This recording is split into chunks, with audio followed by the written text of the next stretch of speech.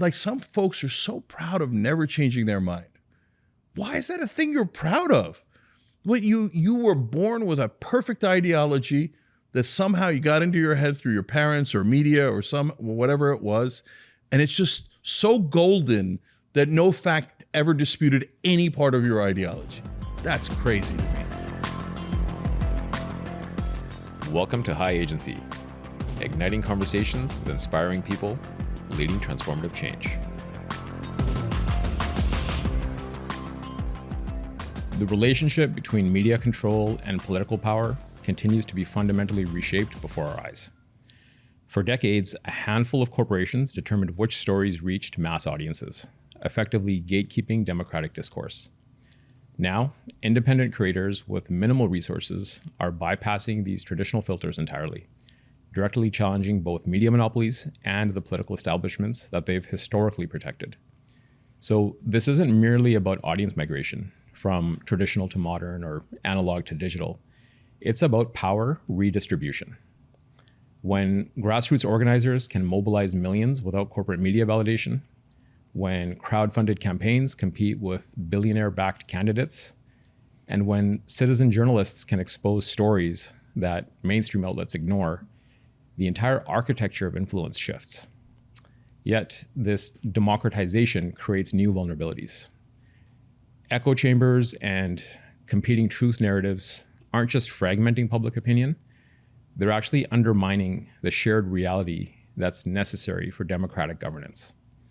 So the stakes extend far beyond media metrics to the foundations of institutional legitimacy itself.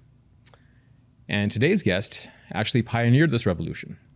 He built a media empire that directly challenged established power structures.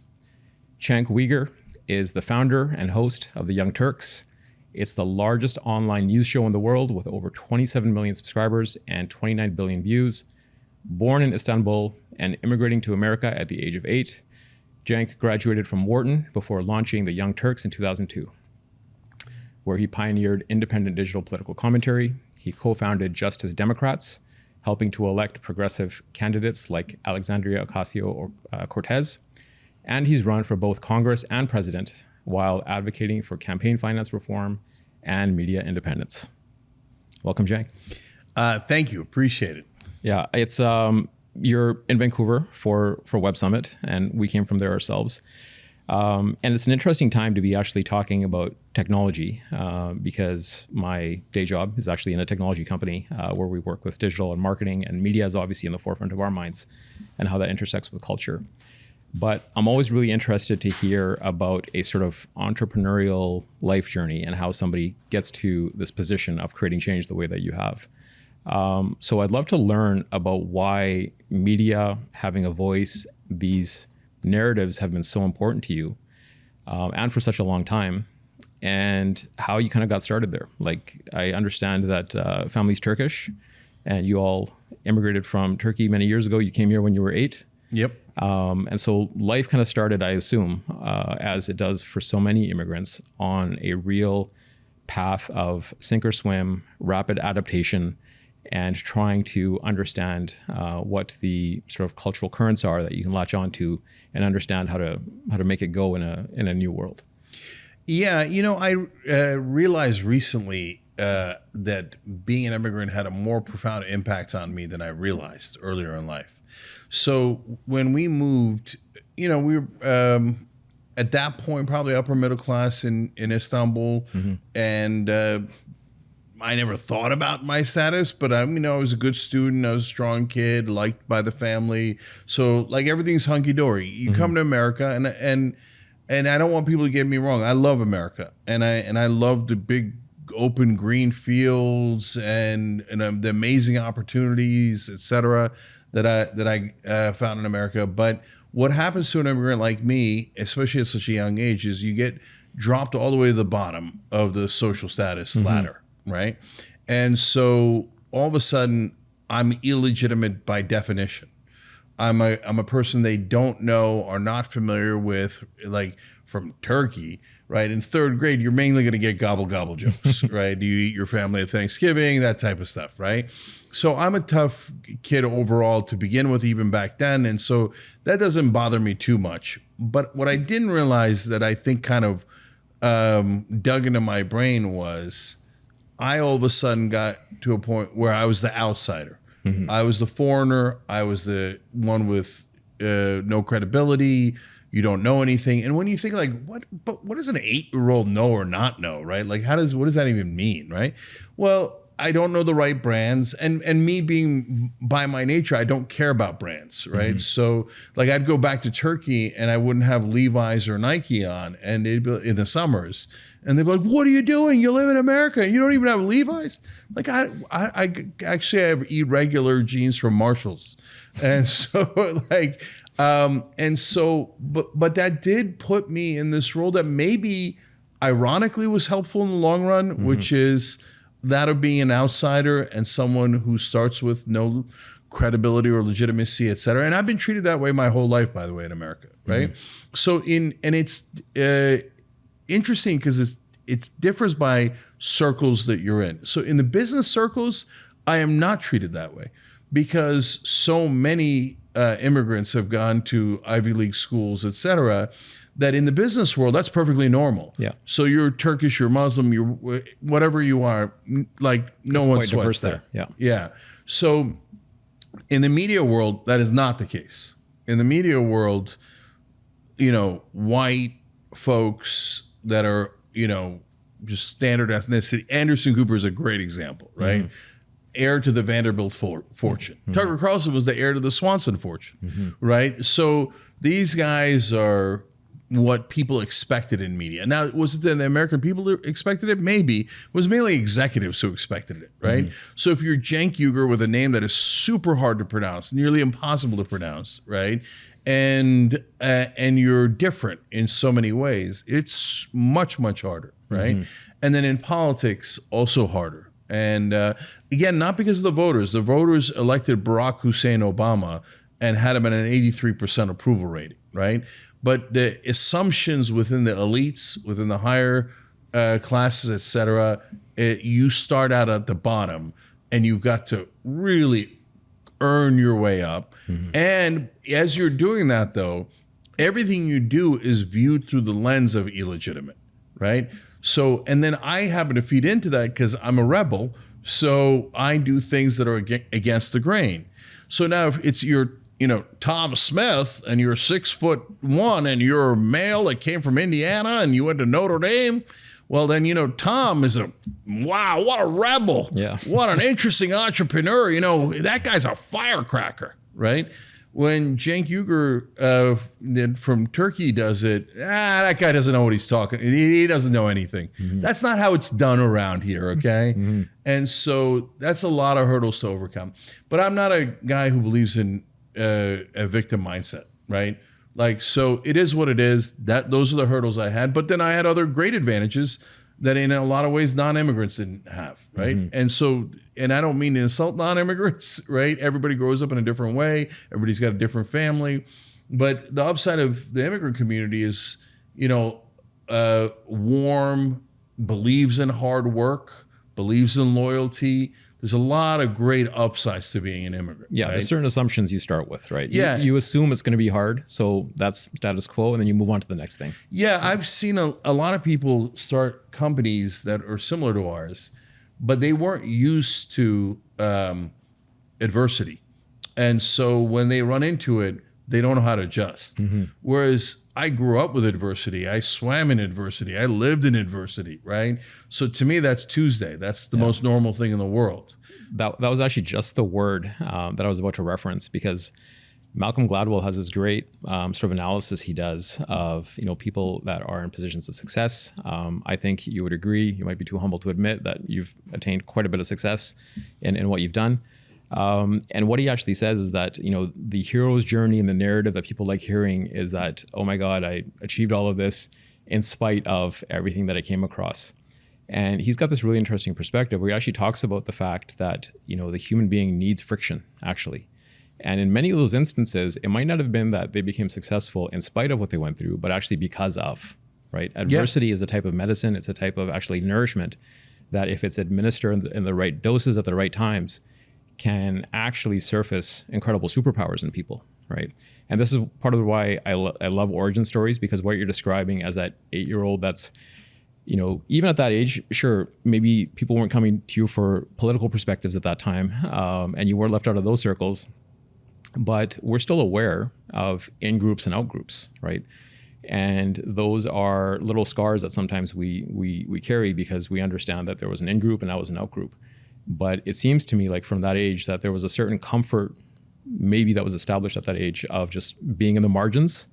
And if you're already, quote unquote, told you're irrelevant, then there's a certain freedom to that, isn't there? Yeah, I think you're enormously right about that. So, I mean, let's just look at, there's so many angles to it, but look at one that is so clear and one you might not necessarily expect. You use the interesting words there, in-group, out-group, right? Mm-hmm. So if I was part of the in-group my whole life, would I have known what it feels to be an outsider? Mm-hmm. And this is in politics and in media, I explain to people, and I have to explain it because almost everybody else in media is insiders.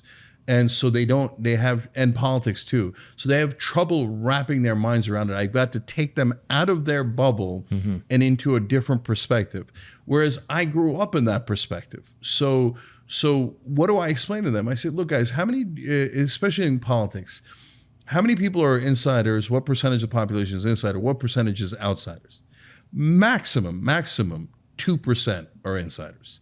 98% are outsiders. So which one do you think you should lean into?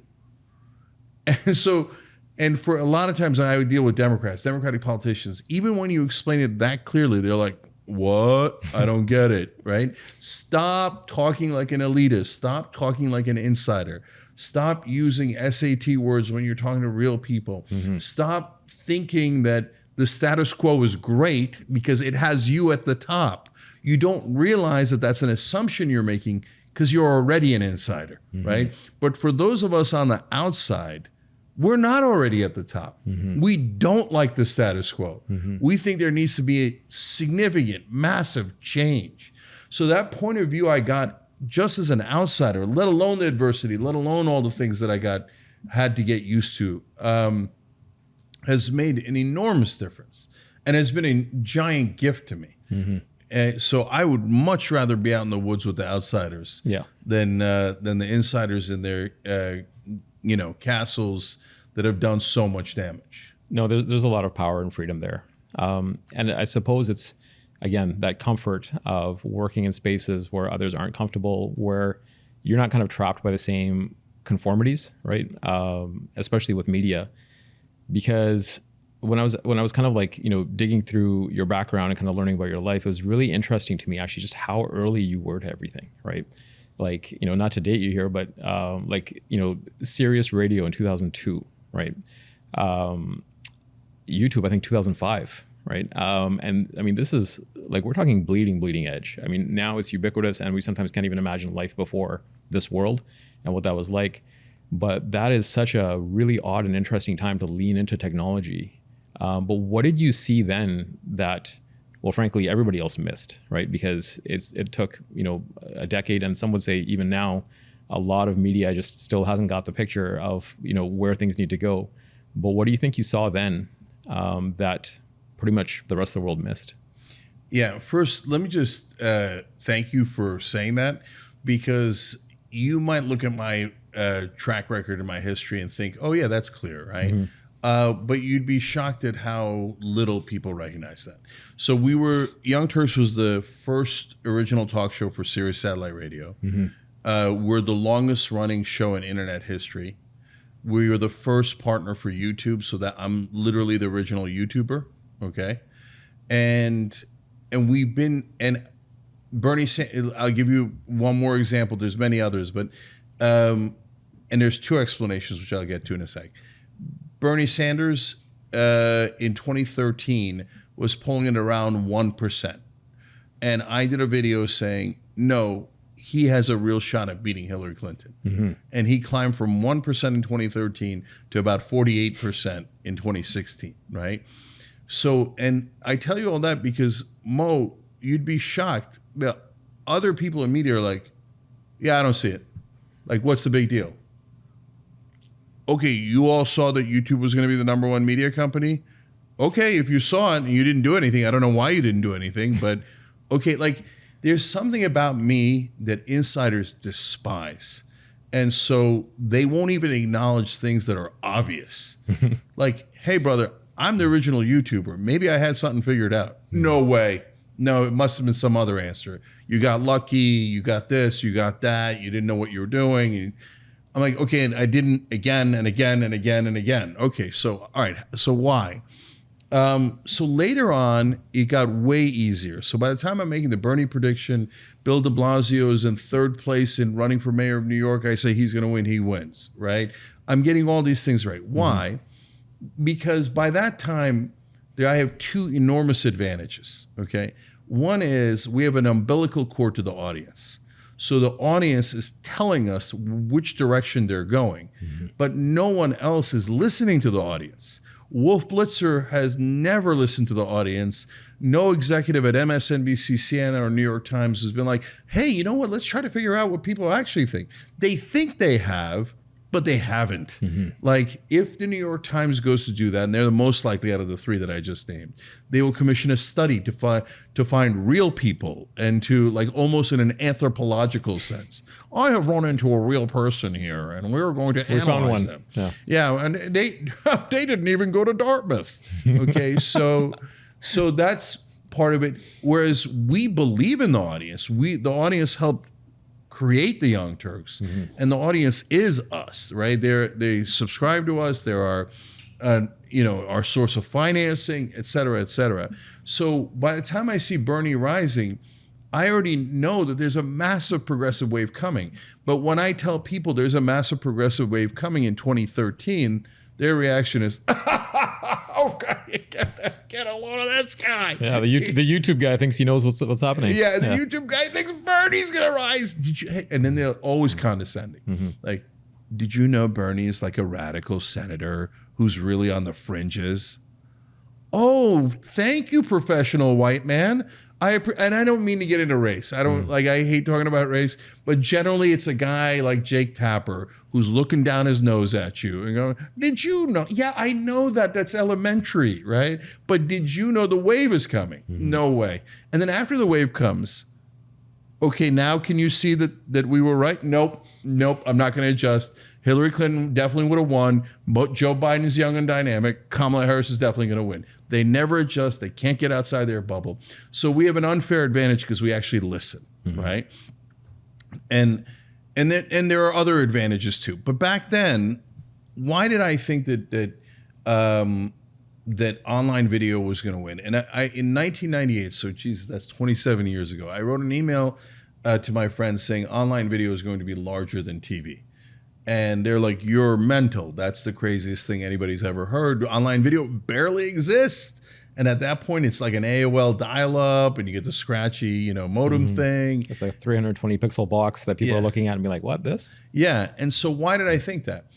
Because I pride myself on logic. And the democratization of media was instantly clear the minute the internet began. Okay, now that you start putting up content, at the time there was like a radio station that had started online, and there was some video that was online, and I'm like, oh my God, they're removing the gatekeepers. It's over. It's this side's going to win. Gatekeepers have a terrible track record. They're the worst track record in history. So like in the old days in TV, back in 98 when I'm making this prediction, they would commission 10 pilots for a TV show. They would scrap 9 of them and then go with one. And that show most of the time would only last 6 or 13 weeks, and then they would cancel 90% of those. I'm like, so wait, your track record is 10% of 10%? You get it wrong 99% of the time? Of course that's not the right way to do it. And second thing was they designed shows for advertisers.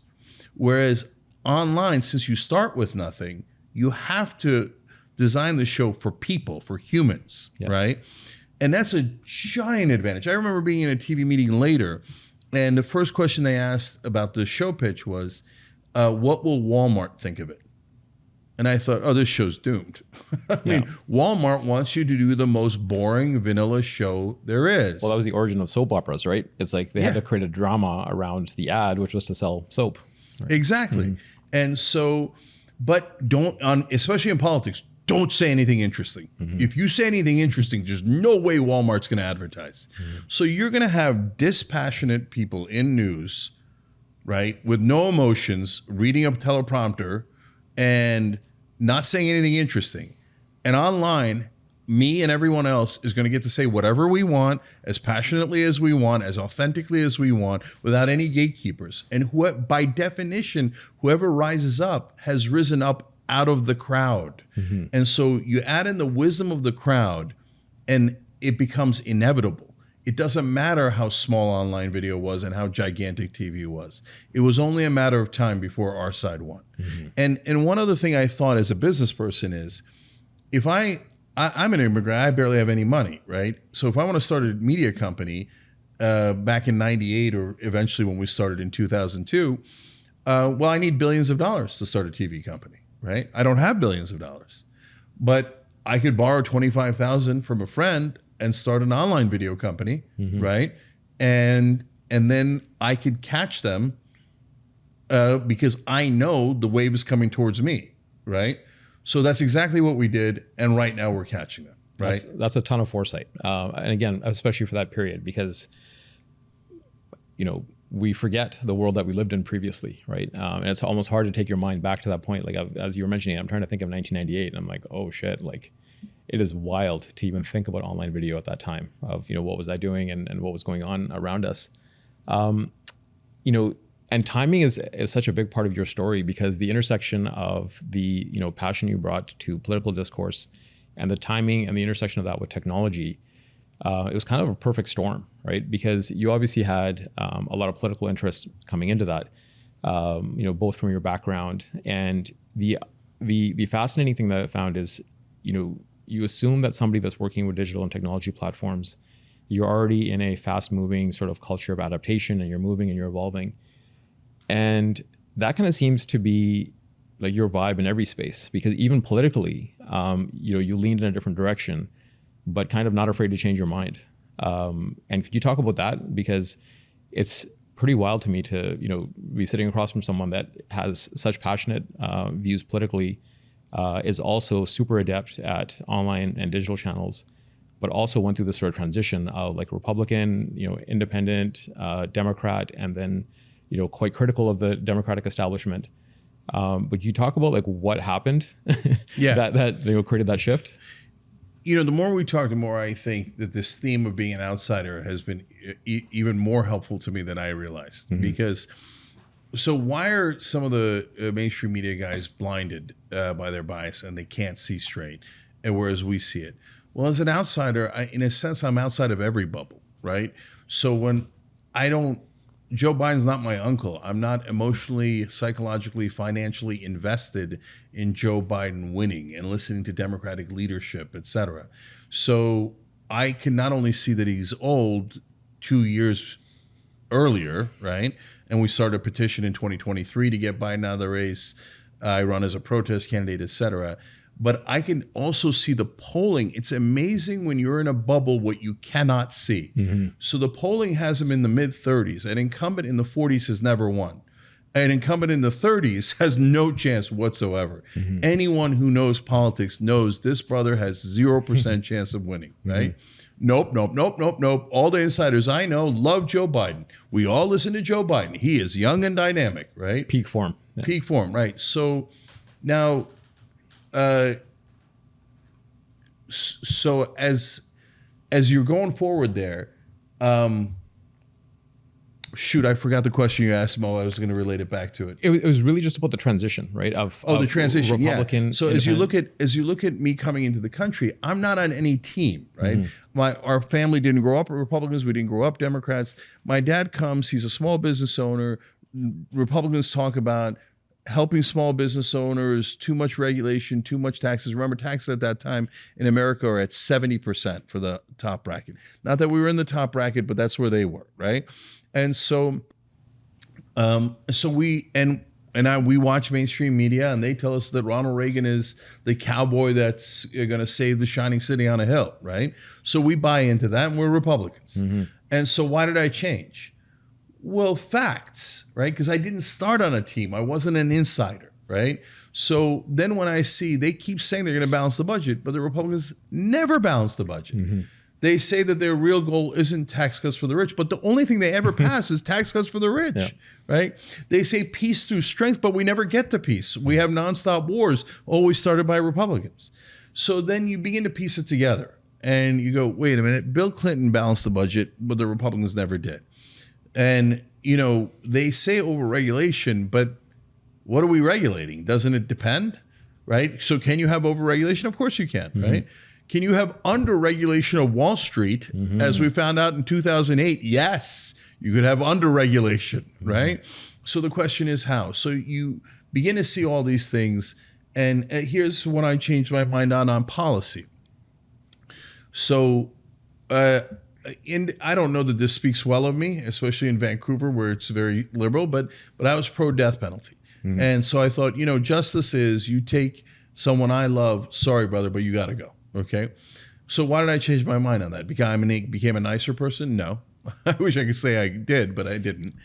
No, I saw the Innocence Project showed that dozens of people on death row were actually innocent. They didn't do it. It's one thing to kill the right guy. It's a totally different thing to kill the wrong guy. Yeah. Right. So once I saw that fact, I'm like, I don't understand how anyone can stay pro-death penalty. You're really okay with killing the wrong guy every once in a while?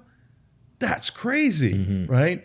Before it was theoretical, now it was real. Those were 24 people we were going to kill, and they didn't do it. The DNA proved that someone else did it, right? No, I'm done with the death penalty. And if you're not, then some folks are so proud of never changing their mind. Why is that a thing you're proud of? What you were born with a perfect ideology that somehow you got into your head through your parents or media or whatever it was, and it's just so golden that no fact ever disputed any part of your ideology. That's crazy to me. Yeah. And I can't believe that we think like that. And a lot of people do, whether you're on the left or the right. And I know that now because we've now taken on the left in a lot of ways. We're the largest network on the left, but we've got people that are radicals that are attacking us 24/7. And their number one complaint is, you are not following a preset ideology 100%. You're only following it 94%. That means you're a heretic. And that means you're a right-winger. That means you support Donald Trump. Well, if you're an idiot, that's the conclusion you would draw from agreeing with someone else 94%, right? That's what radicals do. You have to be pure. You have to be ideologically pure. If you're radical on the right, you have to be racially pure. If you're a radical in religious circles, you have to be religiously pure, etc. I hate radicalism, despise it. So anyway, switch from Republican to Democrat, and then, but within the Democratic Party, they kept wanting us to support our worst possible candidates. I'm like, why does that make sense? Like, so here's another thing of inside the bubble versus outside the bubble. So in 2016. Every poll showed that Bernie Sanders did better against Donald Trump than Hillary Clinton. Yep. Every liar in mainstream media would say the opposite. Yeah, that he has no chance. Yeah, he has no chance, and that if you pick Bernie Sanders, it's young people don't vote. It's going to collapse. Yeah, and I would say, look, it's your own poll. CNN, you just did a poll, and it said that Bernie has a better chance of winning than Hillary. And they're like, no, we don't believe our lying eyes. Because in their cocktail circuit, and I said liars, to be fair, they're not really liars. They really believe it. In their cocktail party circuit, everyone loved Hillary Clinton and everyone hated Bernie Sanders. Why? He's an outsider. He's going to bring us change. If you're at the very top, you don't want any change. But they don't realize that because they're in that bubble. So they would see their own poll, Bernie doing 6 points better, and they would say he's doing worse. It was unbelievable. It was grating on the nerves. Even if I didn't agree with Bernie politically, which I do ideologically, I still would have been in favor of Bernie because I wanted to beat Trump. I wanted to win. And so they had inverted logic and truth and facts on its head, and they do it all the time. And one more thing about that. So as we're so old. We were around before the Iraq War, right? So at that time, my co-host is Ben Mankiewicz. He's now the host of Turner Classic Movies. So Ben and I, we're the only two shows nationally saying don't go into Iraq. Us and Democracy Now! Okay? So we're screaming, don't go in. They didn't attack us.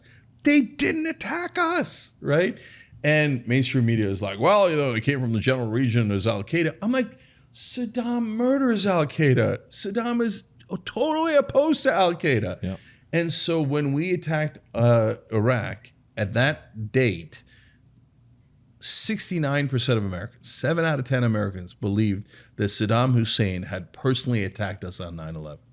Why? Because mainstream media, consciously or subconsciously, lied to the American people and told them these are bad guys. They're Muslims. They're a real problem over there. They're from the same region. Who cares? Who cares that we're attacking the exact wrong people who are also opposed to Al-Qaeda, right? Who cares? They're all savage Muslims. Let's just attack them. But the Anderson Coopers of the world, they have no idea that they actually think that. It's subconscious, right? Yep.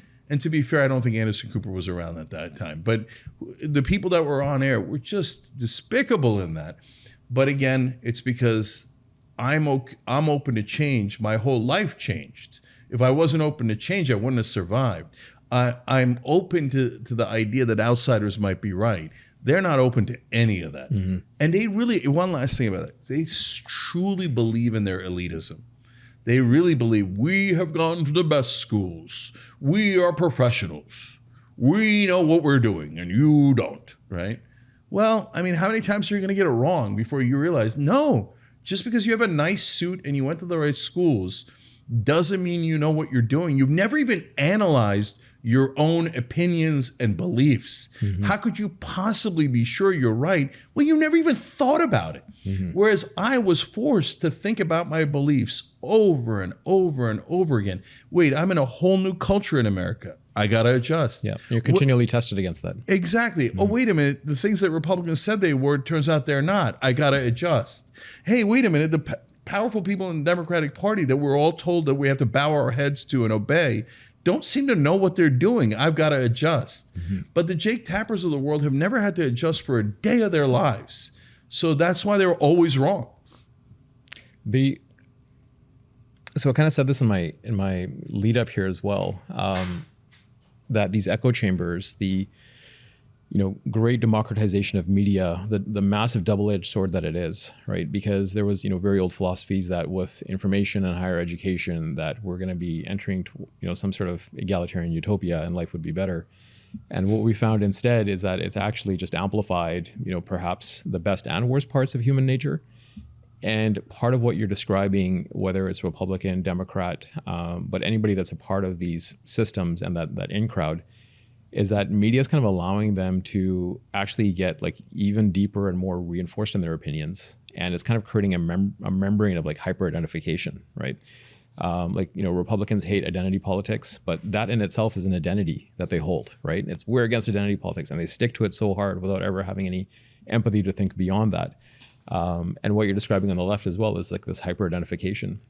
There's this actually pretty jarring graph I saw recently where it was kind of a data plot showing Republican and Democrat sort of where people intersected in the States over the past 50 years. I'm not sure if you've seen this, but basically backcasting like 50 years ago, it showed family relationships like marriages and places of work. And you had these sort of, two poles. It was Democrats, Republicans, and then this kind of area where they bled together. And there was cases where you'd have workplaces, families, even some marriages where there was a lot of intersection of, Democrats and Republicans.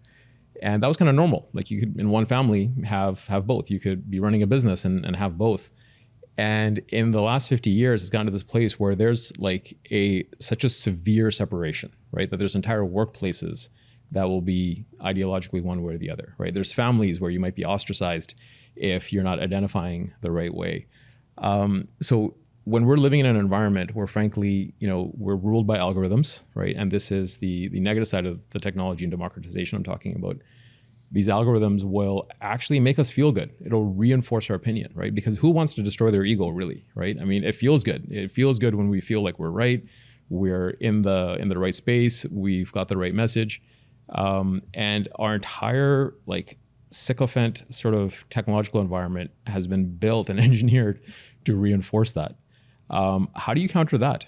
Right? How do you cut through that and say, actually, even the Young Turks isn't just another one of those, but it's something that might be a bit of an antidote to that hyper-identification? We definitely are the antidote, but you take the antidote after you've been poisoned. And so this one is the hardest one. Mm-hmm. So like taking on the establishment is easy compared to this. Okay. So there's two problems that you're identifying. One is, the issue of identity. The other is the issue of the algorithms, and they're interrelated. So on identity, so I hate identity politics. That's not to say that your identity is irrelevant. We just had a long conversation about how my identity informed my perspective, right? Mm-hmm. So it is definitely not irrelevant. At the same time, it is not determinative. So when people judge purely based on identity, that is obviously a mistake. Even within any identity, there will be a massive range of human beings. Why? Because we're all human, right? So, Turks are this way. No, they're not. There's a giant spectrum. And some Turks are super friendly, some are super mean, because they're human, right? So is there some cultural norms and values and expectations? Sure, of course, right? But you can't ever look at someone and go, because they're black, white, Turkish, Jewish, Canadian, American, etc., I know who they are. No, you don't. No, you don't. Okay. And if you do politics based on that, you are excluding by definition. So when the Republicans did it with the Southern strategy, that was, I don't know if it was the beginning historically, but certainly in modern history, the beginning of identity politics. What the Republicans did was, the Democrats used to be, for lack of a more sophisticated way, I'll be a blunt instrument, the Democrats used to be the racist party. Mm-hmm. They had what was called the Dixiecrats. Mm-hmm. Those were the Democrats in the South who believed in segregation and that white people were superior to black people. So that was not like theoretical, that was not subconscious, that was very overt, yeah. Right? That's the 1950s and 60s. So Lyndon Johnson passed the Civil Rights Act, the Voting Rights Act, and the Democrats flip and they become the party of civil rights.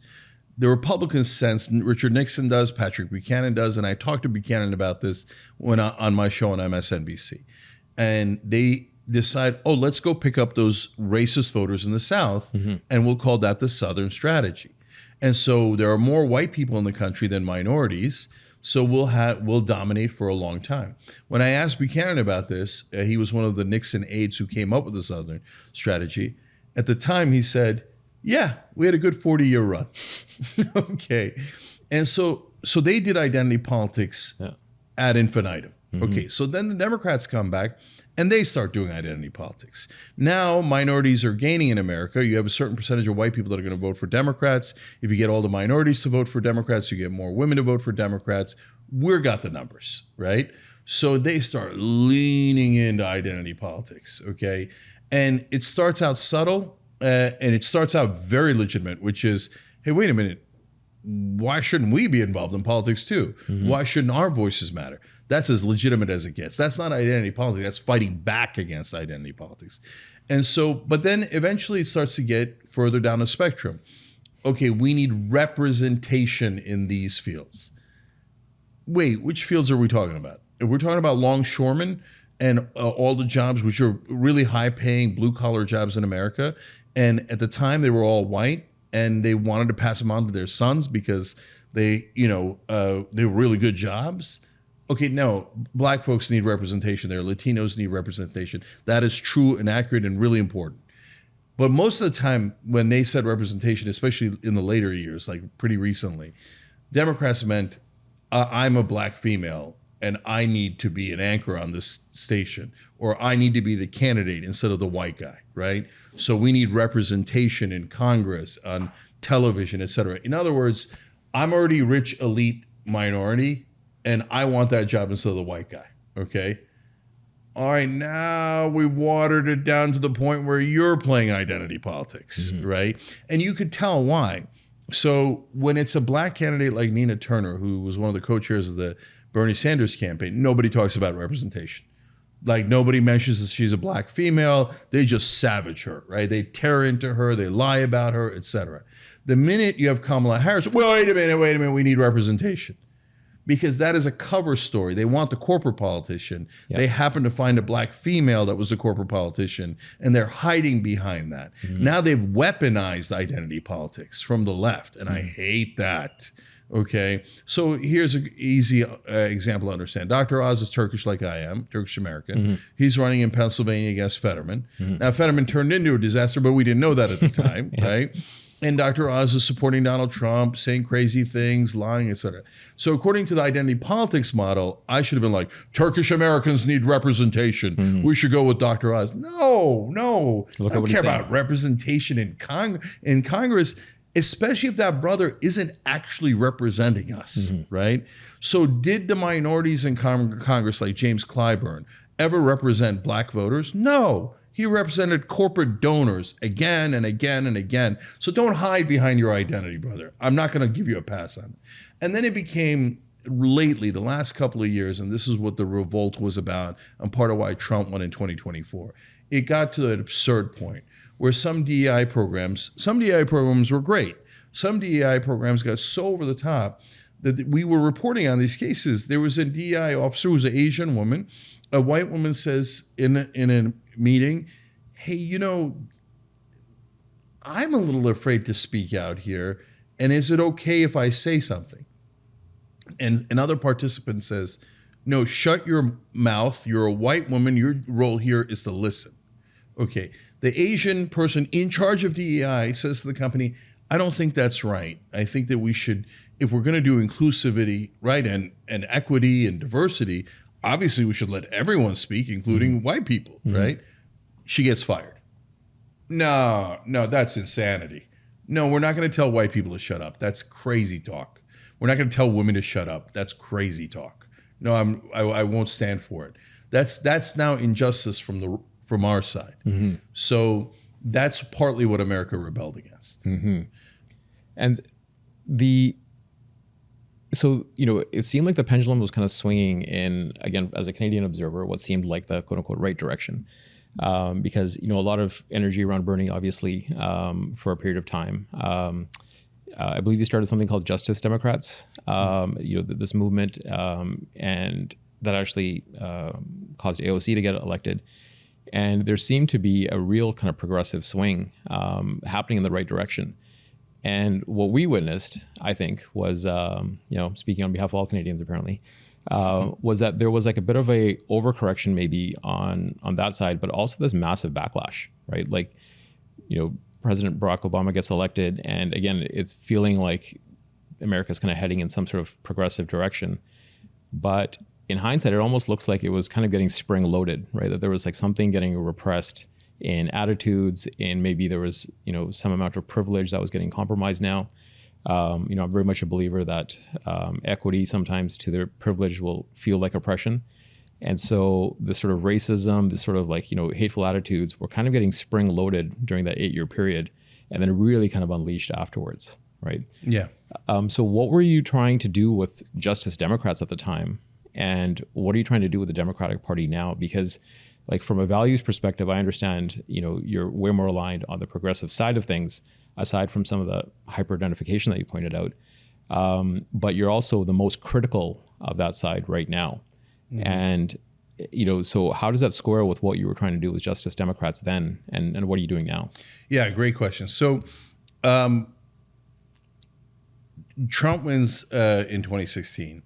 We're on the air on election night, and we're pretty distraught. In fact, there's a very famous video that somebody does of edited mashup video of Young Turks on 2016 election night. And that is one of the favorite videos for MAGA of all time. And they love to see us distraught and et cetera, right? But that video is actually misleading because, and by the way, Trump retweeted it, he loved it, et cetera, right? But because I was not, first of all, they said, ha, you got it wrong. No, he didn't. I was on ABC in that election cycle. I was the only one on their panel to predict that Trump would win, right? And on election day, with Hillary Clinton still having a significant lead in the polls, then you say, well, the numbers look like she's going to win, right? But both Ben and I said the very first thing we said on election day in 2016 was brace for impact. Because even if he's got only a 35% chance of winning, you know what that means? That means 35% of the time he's going to win. And as gamblers, we know that happens. Yeah. Okay. So this idea, like Huffington Post had Hillary's chance of winning at 98%. We're like, that is nonsense, utter nonsense. Even if her polling is correct, that's not a large enough lead for you to guarantee that she's going to win, right? But more importantly, after he won that night, I was not sad. I was mad. And when one of my co-hosts, Ida Rodriguez, asked, Cenk, what are we going to do now? I said, now we fight. Okay. So I was mad, not at Trump. I know who Trump is, right? And I've been fighting for now over a decade, right? I was mad at the Democratic Party. We were right all along. Hillary Clinton was a terrible candidate, and America didn't want the establishment. They wanted populism. And they were even willing to vote for a fake populist like Donald Trump, right? Just to get to change. And so I said, okay, that's it. Let's take this into our own hands. Democratic Party's never going to fix itself, right? So let's fix it. Let's take action. So, look, in my lifetime, everybody tells me things are impossible, and then we do it. And by the way, they never learn, right? So I've been told things are impossible, like at every step in my life. In fact, I'll tell you things now, and people will tell me that's impossible, right? So we'll get to that. That'll be fun. Okay. So I decided I'm going to go on a search and find out who is primarying Democratic incumbents. Why? This Democratic Party is too weak. We need to create a party that's stronger. We need to create a party that's more progressive. And if we get enough people in and we win a couple of important races and we open the gates from the inside of Congress, oh my God, we could just flood progressives in. Look at how well Bernie did. And we take over the party. So how does it go? It goes amazing. I started with 3 co-founders. They brought the organization. I brought the media. I named it Justice Democrats because I'm obsessed with justice. The name of my book is Justice is Coming, right? So, and we picked 78 candidates. And I asked reporters at the time, how many do you think we're going to get into Congress? They universally said 0. But some said, well, you might win 1, get lucky somewhere, right? So at the peak, Just Democrats had 11 people in Congress. So I said we thought AOC was our best chance, and that was mainly the other co-founders, Shoykat Chakrabarti, who's now running against Nancy Pelosi, and then Zach Exley, and then Corbin Trent was critical in the organization, and they all said let's lean into AOC. So I said, okay, great. We did 34 videos about AOC before her primary win. Now, remember, at the time, she's running against the 4th most powerful Democrat in Congress. They're from Queens District of New York, and he was known as the King of Queens. And the conventional wisdom was that he was going to be the next Speaker of the House after Nancy Pelosi. Okay, and at the time, AOC's a bartender, literally, right? Her brother submitted an application saying, I think she'd be really good at politics. Yeah. Okay, so again, that's not me. The staff picks her. They do an amazing job. The other guys lean in. They run her campaign. Amazing job. And oh my God, we did it. And AOC topples Crowley, right?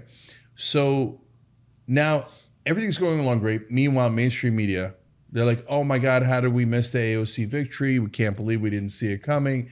So I'm like, okay, well, now let me tell you, other Just Democrats are going to win. And so they're like, oh, that's crazy. That's never going to happen. You just said it was crazy that AOC would win, and she did win.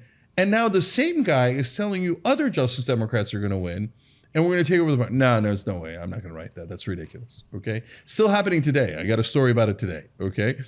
So, but then where did we go wrong? Because Just Democrats did not take over Congress. So this is painful, and when I say it, people think I'm attacking people. I'm not. I'm just being honest and sharing what actually happened. Okay? So they were supposed to do 2 things, the people that got in the beginning.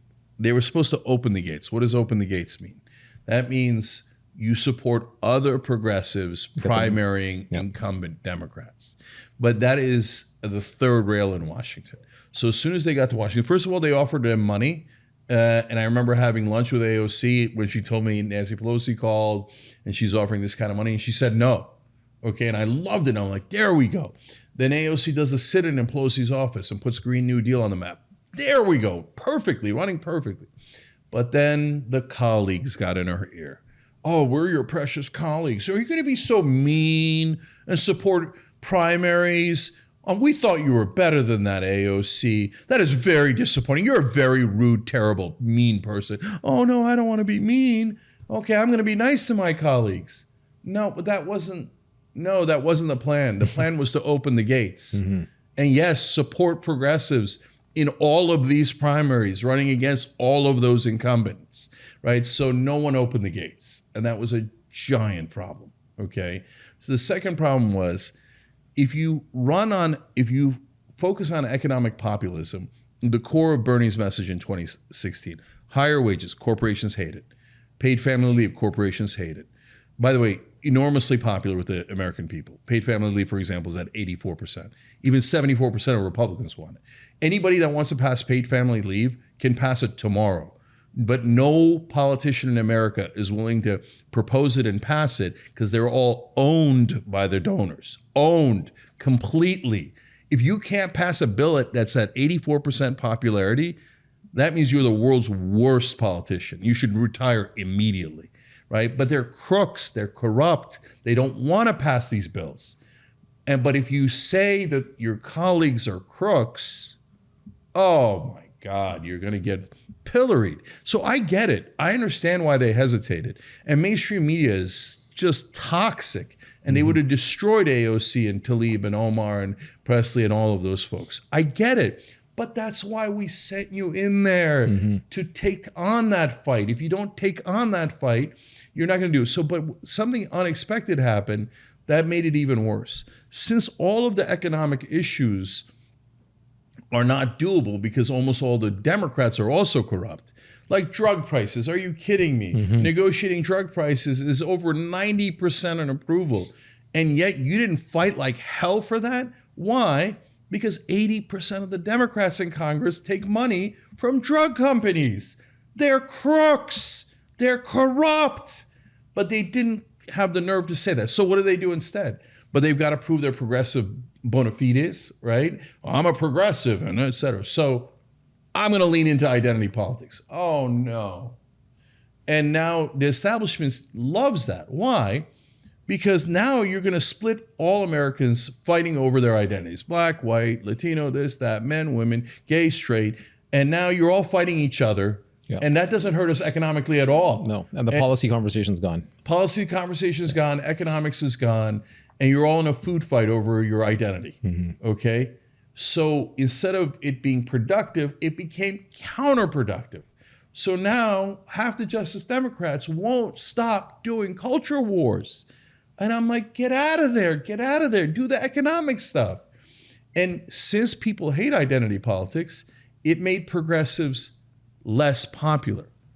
I'm like, oh my God, we took a movement that was enormously popular and led it down the wrong direction until it became unpopular.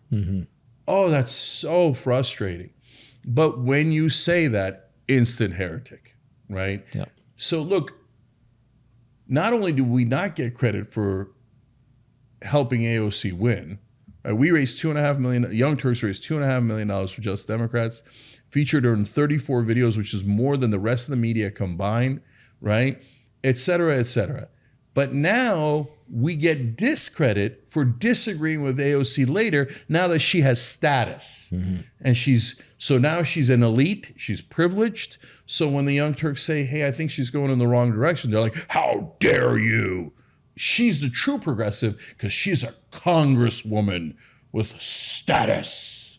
You're back to outsider. Off you go, right? Well, who was right and who was wrong? So now AOC is going around saying, oh, no more culture wars. No more culture wars. We're doing economic populism and I'm rallying with Bernie. By the way, I'm a guy who doesn't care about the past. You attacked me or you said this or that. Who cares? Join the crowd. You're late to the party, right? So now AOC is back on the right track. Great. I'm super happy to have her. In fact, I'm desperate for her to run against Chuck Schumer in New York for the Senate seat. Schumer would retire. She would definitely win it. There's no way Schumer's going to risk losing. And right now she's at 55%. Schumer would definitely lose, right? So now that she's back on the right path, to have a powerful New York senator who's doing economic populism versus Schumer, who protected the donors above all, would be amazing. So this isn't personal. It isn't personal. So super happy to have AOC back on the right track, and let's get her in the Senate. So in light of all that, though, and especially the tensions and what you're describing for what happens with even Justice Democrats, of once they're in the seat, things change. They're in a different culture and they start owing people favors and things like that. The perspective that you shared in your book, do you still believe that America is headed for a progressive future? Do you still think it's inevitable? Yes. Okay, so good news. Now we finally get to good news. So what's on the rise now is populism. And so these words are important and interesting. And so let me explain why I think that that's going to sync up with progressivism and what the intersecting circles are, et cetera. So do Americans hate the establishment as I suspected? Yes, overwhelmingly. So if the Democrats are still that blindingly stupid and biased, I don't mean the voters, I love the voters, I mean the leadership and the politicians, right? So if they come in there and they're like, okay, here's a lesson we learned. We need a corporate robot like Pete Buttigieg to have new talking points. All right, feed the robot new talking points. I guarantee you're going to see Buttigieg in a flannel shirt soon. Okay, so we're going to get back to faux populism, right? They're like, well, you know what really won was fake populism from the right, from Trump. So we should do fake populism from the left. No, you should do real populism from the left. That's what you should do. And why did the Democrats lose favor? So some of the identity politics hurt, but that was secondary. The number one reason was because every time they got into office, they never did anything. Mm-hmm. So that's why actually I disagree with one thing you said earlier. Mm-hmm. It wasn't that, hey, Obama, et cetera, was an aberration and we were actually trending towards the right. No, we were definitely trending to the left. And Obama was not an aberration. And when at his inauguration, he was polling at 83%. That is unbelievable. Nobody's ever seen a number like that, and certainly not seen it since, right? So they were ready. And what did Obama do? Delivered no change and delivered no hope.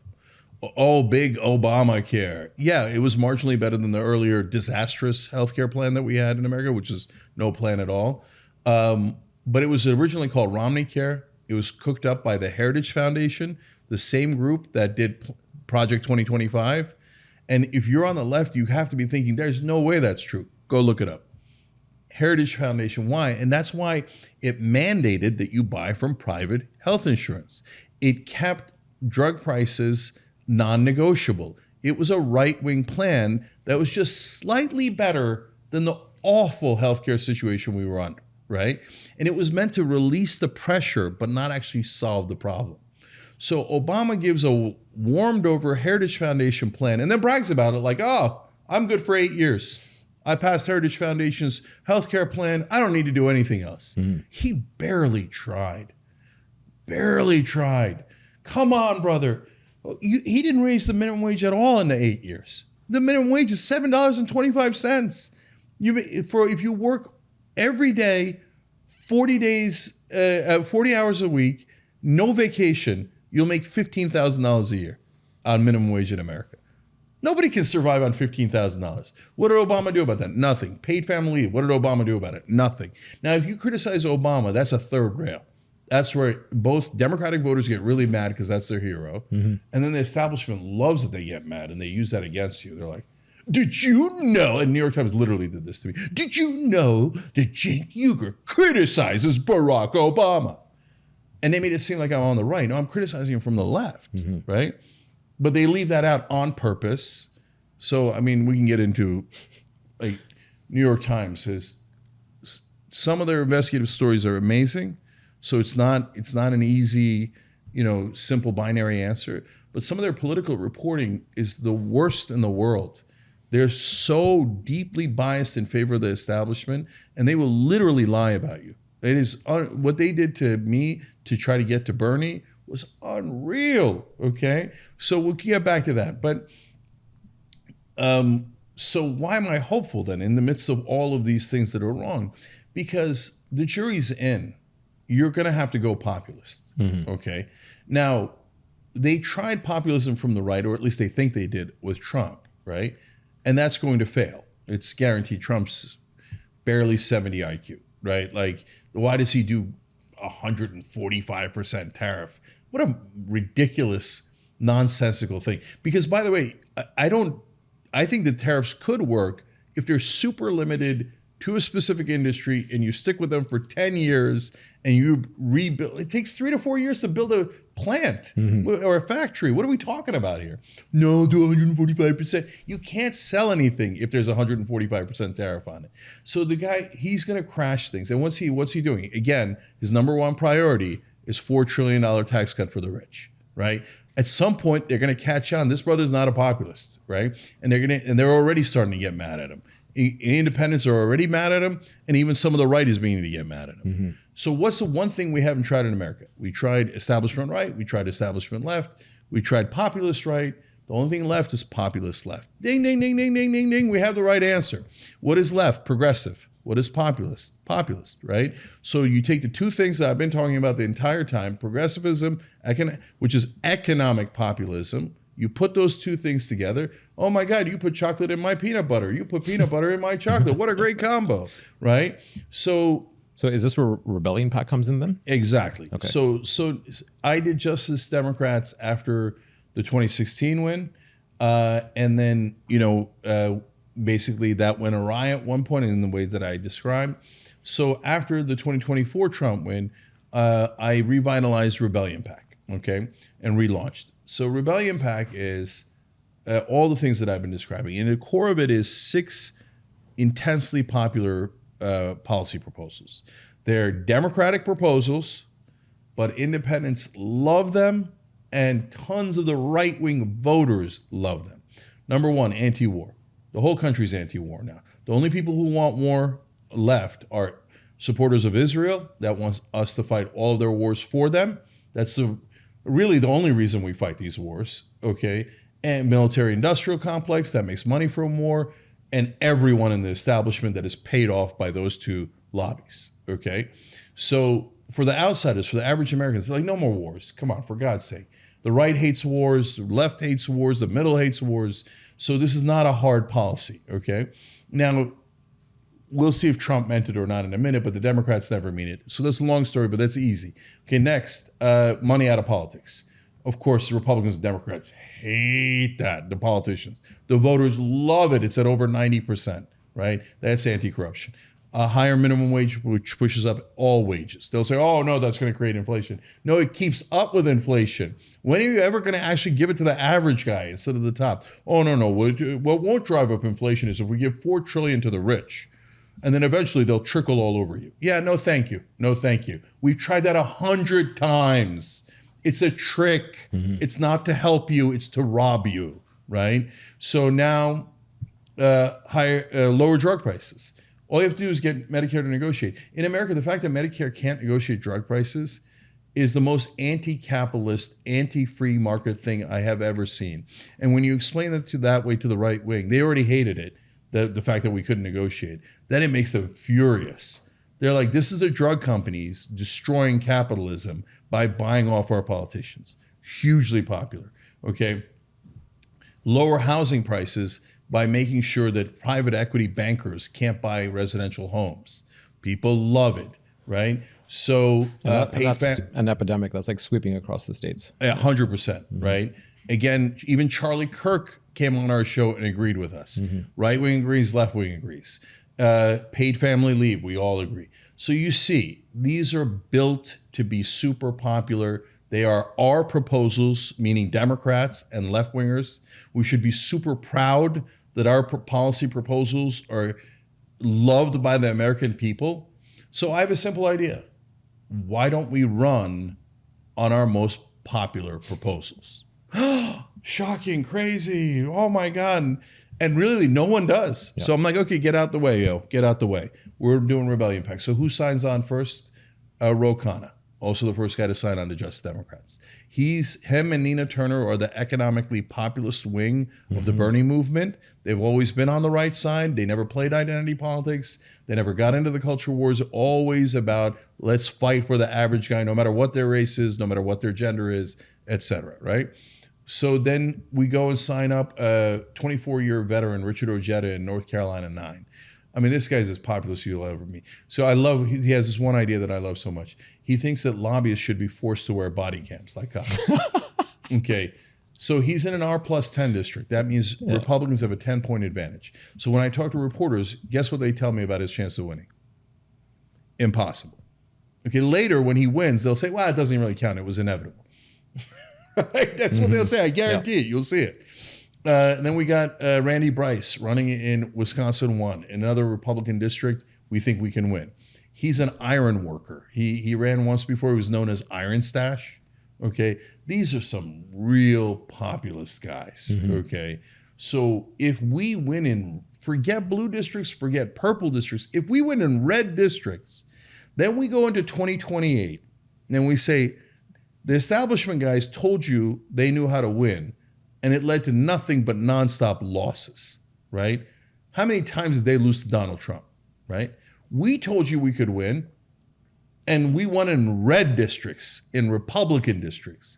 So now when we tell you our candidate has the better chance of winning, which is the number one talking point we have to defeat, that, oh no, you outsiders, you don't know anything. The country loves insiders. You guys can't win. Only we can win, right? Once we defeat that talking point, then they're toast. They're toast. We find a great candidate. But now, here, one last thing, because it's so important. Because, brother, once you win the 2028 primary, you've got the Democratic Party. You have the presidential candidate. You could remake the DNC. You can remake the Democratic Party. And then people hilariously say, they still say it. They're like, oh, no, you can't remake the whole party. We just saw Trump do it. Yeah. I mean, how blind are you? Utterly change the DNA of the Republican Party, and it'll be generations before it changes again. Yes, and we could do the same for the Democratic Party and bring it back to what it was under FDR, under JFK, under LBJ. Economic populism. When we created Social Security, Medicare, Medicaid. By the way, the 3 most popular government programs in American history, we did that. The Democratic Party did that. We can go back to that. We can be proud to be Democrats again. But on Rebellion Pact, and for any presidential candidate we support, 2 rules. Number 1, you're not allowed to take corporate PAC money. If you take corporate PAC money, we can't trust you, okay? So you have to be clean, all right? So all 3 of those candidates are clean. We'll add more clean candidates going forward. Number 2 is you have to actually do it. If you get into Congress or you're the president and you don't do it, we're going to turn on you. And I'm telling you ahead of time. Perfect. Okay? Yeah. Because the number one problem with the Democratic Party is that they never deliver on their promises. We're going to deliver. Put any enforcer, if you want, I'll do it. Okay? Just go up there. Here's how I'd get paid family leave passed, and we can get it passed in 2 weeks. And I'm not kidding. I'm not exaggerating. We just go up, do a press conference. President Stewart, President Khanna, whoever it is, has said we're going to pass paid family leave. Now, here's what I'm daring Congress to do.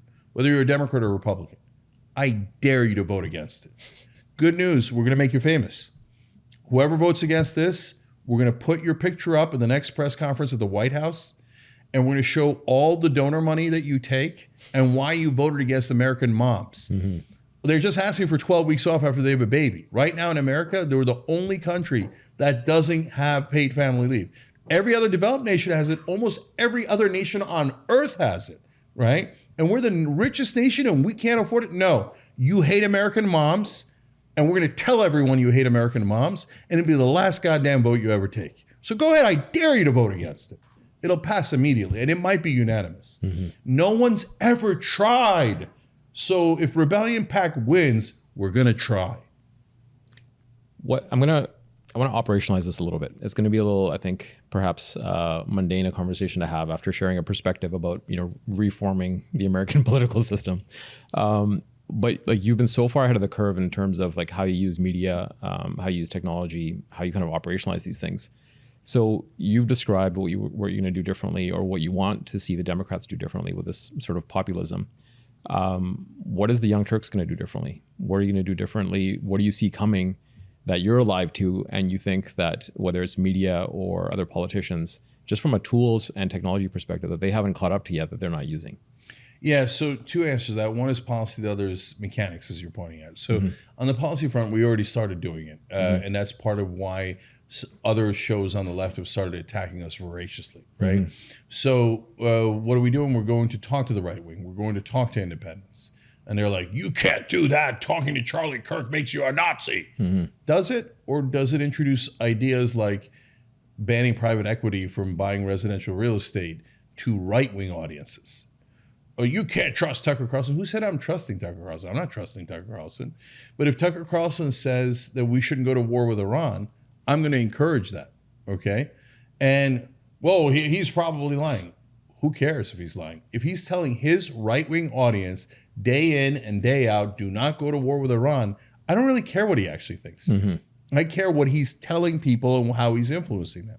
So I'm going to go and find allies. I am going to go speak to independents and right-wingers and tell them the populist left is coming and we're going to rescue you guys. And Trump's going to let you down. And after Trump lets you down, you know where to come, okay? Now, the reason why other shows can't do that and why other Democrats can't do that is the very first thing that Rogan will ask, or Patrick Bet-David on the right will ask is, oh yeah? Did you say Biden was too old, or were you one of the liars? Oh, good news. I said Biden was too old. Okay. Oh, yeah. Did you call out Democratic corruption? Good news. I called out Democratic corruption. Oh, you say Donald Trump is trampling on the Constitution. Did you call out Barack Obama when he violated due process in killing Anwar al-Awlaki? Good news. I did. And in fact, I was furious at Attorney General Eric Holder. And I said, you're opening a door you should not open. Okay. So we have been right. We have been consistent. We have been principled. And so have these, candidates like Ro Khanna, Nina Turner, and there's others, right? And all of these guys. So we're providing them an answer that they have been looking for the whole time. So now on the left, a bunch of radicalism has begun, not just on the far left, the culture warriors, et cetera, but also the previously moderate camp, the Biden-Hillary camp. The MSNBC poisoned their mind to the point where Democrats are angels. This is the tribalism. Democrats are angels. Republicans are all Nazis, and they're all racist, okay? So if you voted for Donald Trump, you're a racist Nazi, okay?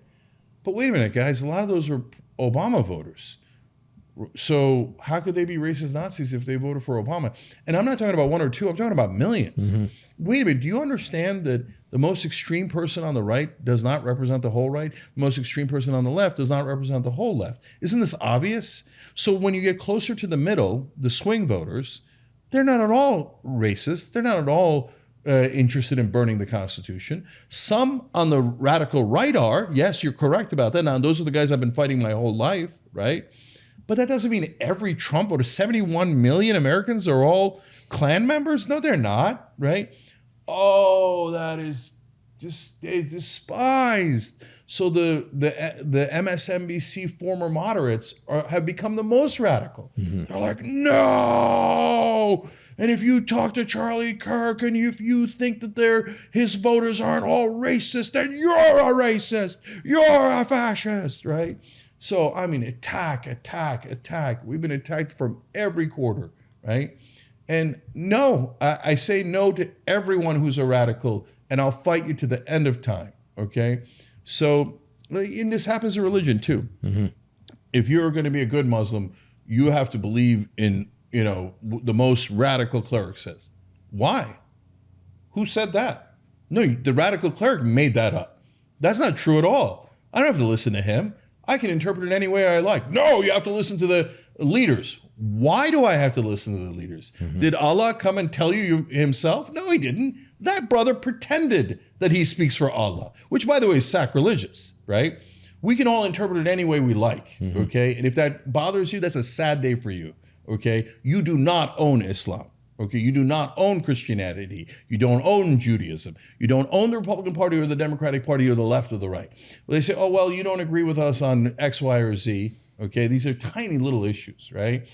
Trans sports at the professional level. That is a microscopic issue that was created by the right wing to drive a wedge between us. And then That's worked. And it worked beautifully because the radical left walked right into that ambush. And they're like, hey, everybody come with us. We got a great ambush to go to. And I'm like, no, it's an ambush. Please, it's a trap. Don't go there. Heretic, Nazi. Okay, all right.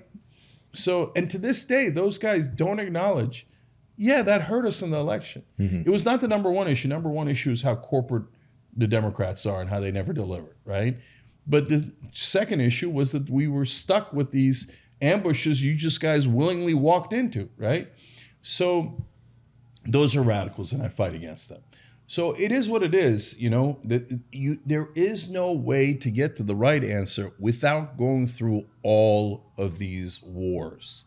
Because when you propose change, the people in power don't say, oh, you'd like to change the system that put me at the very top. Well, come on in. Yeah. We'd love to have you. No, they smear the hell out of you and they have your own side attack you. They have the other side attack you. They have every side attack you. Some of it is conscious, some of it is subconscious, and they'll feed into it. The establishment will be like, oh yeah, Cenk's a heretic, right? He wants Democrats to win. Boo. No. You want the Democrats to have the most unpopular positions.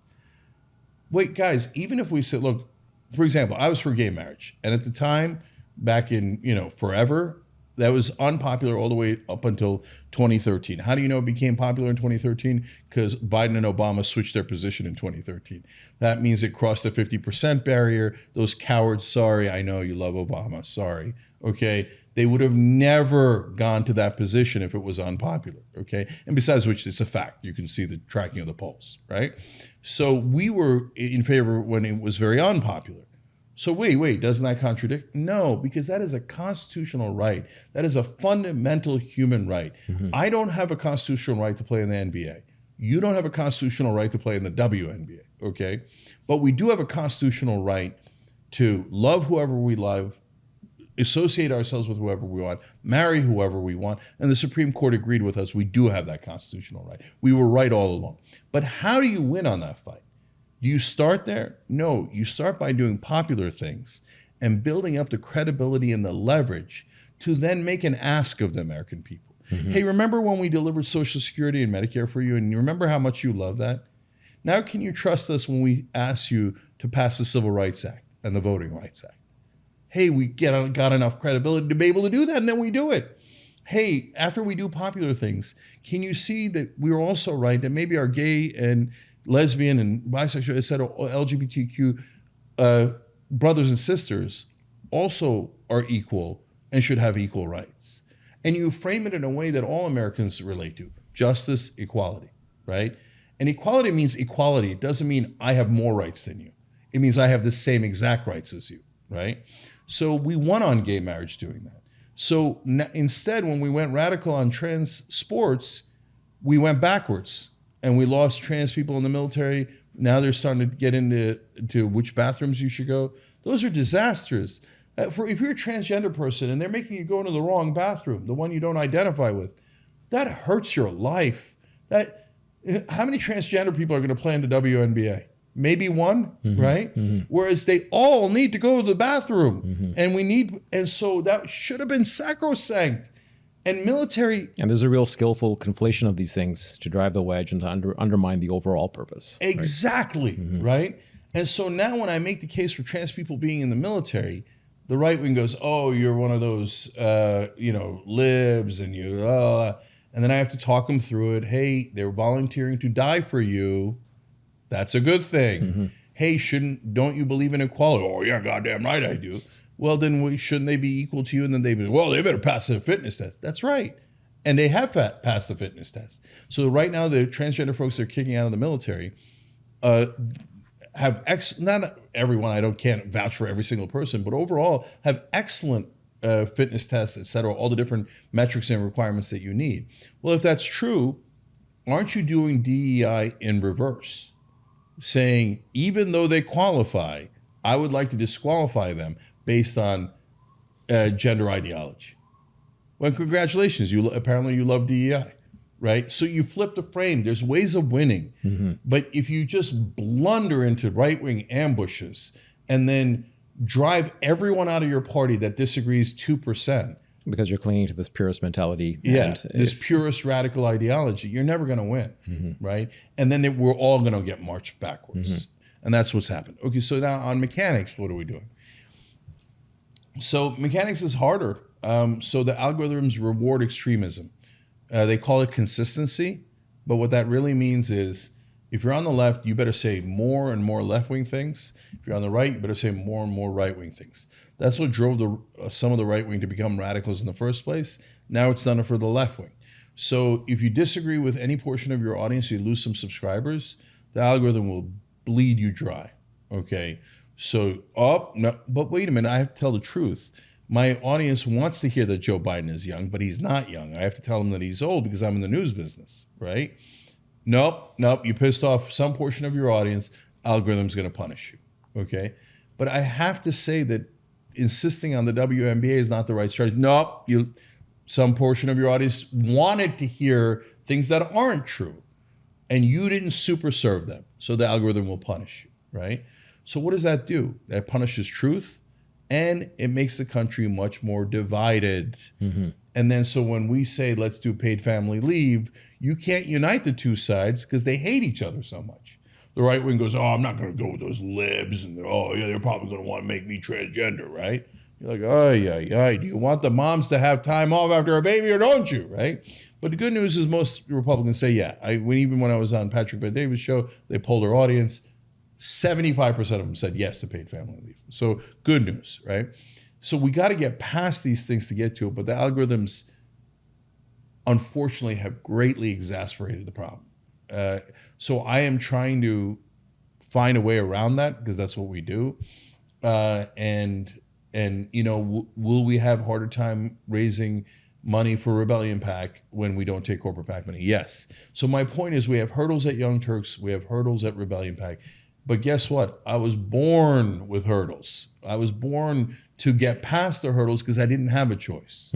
So that's what we're going to do. We're going to figure it out. And the good news is that with 28 million subscribers and 30 billion lifetime views, we're built for this. And so we will go forward and we will win.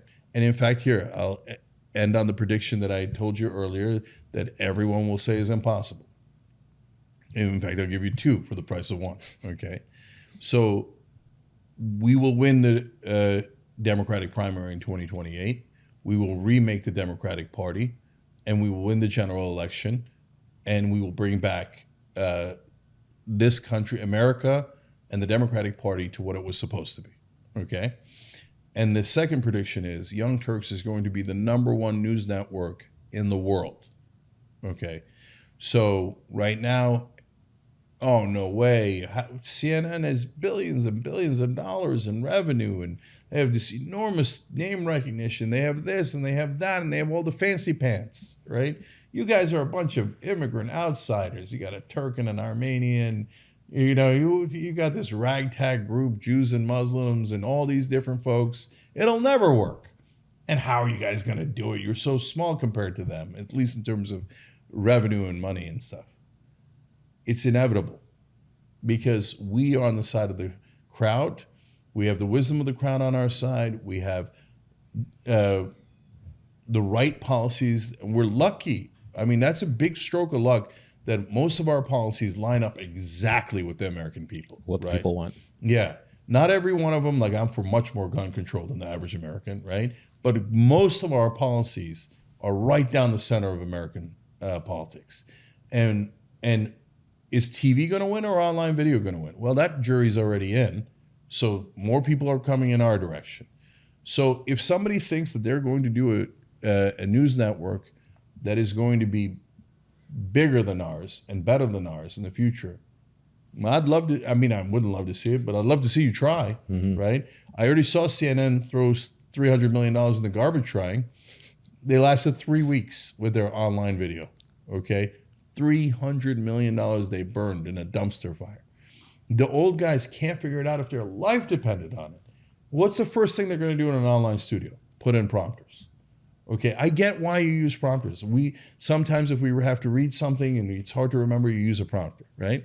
But when I'm doing a news show, Anna's doing a news show, etc., John, all of our hosts, when you look into the camera and you make mistakes and you act human and you connect with the audience, that's going to beat a robot reading from a prompter every time, right? And they're going to come in their suits and eventually they're going to be like, ooh, we're going to take the tie off. We're so populist. We're so authentic, right? No, those guys have no chance. And there are people that are smaller than us and they might catch us. They have a better chance than the big guys do, right? But they're going to have to, they got 20 years to catch up, right? We've got a 20-year lead. So let's see what happens. But I think the future is, let's see if I'm right one more time. I think the future is clear. I think we're going to be the #1 news network, and I think it'll make a big difference. All right, so we got those 2 predictions then.